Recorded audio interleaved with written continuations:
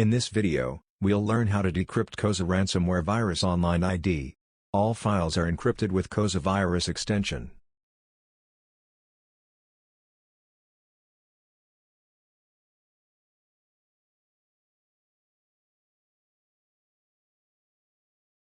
Note: the Stop djvu decryptor is not free. It is paid and you can contact us to purchase the software.